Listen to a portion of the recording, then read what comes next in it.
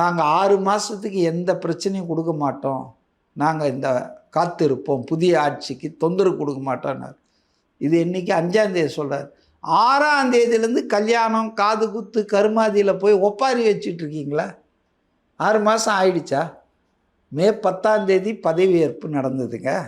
பதவியேற்று கொண்டார். மே 13ஆம் தேதி சட்டசபையில் நம்பிக்கை வாக்கு பெற்றார். 6 மாதம்னா June, July, August, September, October, November, இந்த வருஷம் பூரா நீங்கள் பேசக்கூடாது. You must give them chance to settle down. அதிகாரிகளை நியமனம் பண்ணோம், சட்டம் ஒழுங்கு. இப்போ பாருங்கள், எவ்வளோ போலீஸ் ஆஃபீஸரை சஸ்பெண்ட் பண்ணிகிட்டு இருக்காங்க. 2 மணி நேரத்தில் அரெஸ்ட் பண்ணாங்க. அந்த கோயம்புத்தூரில் ஒரு சிறுமியை கற்பழிப்பை 2 hours பண்ணாங்க. இப்போ ஒரு மாற்றம் வந்துருக்குது. அதனுடைய மொத்தமாக நம்ம ரிசல்ட் பார்க்கறதுக்கு எக்ஸ்ரே எடுத்தால் கூட 1 மணி நேரம் கழிச்சு தான் வாழ்றான் ரிசல்ட் சொல்கிறதுக்கு. பிளட் டெஸ்ட் எடுத்திங்கன்னா கூட வாழ்றான்.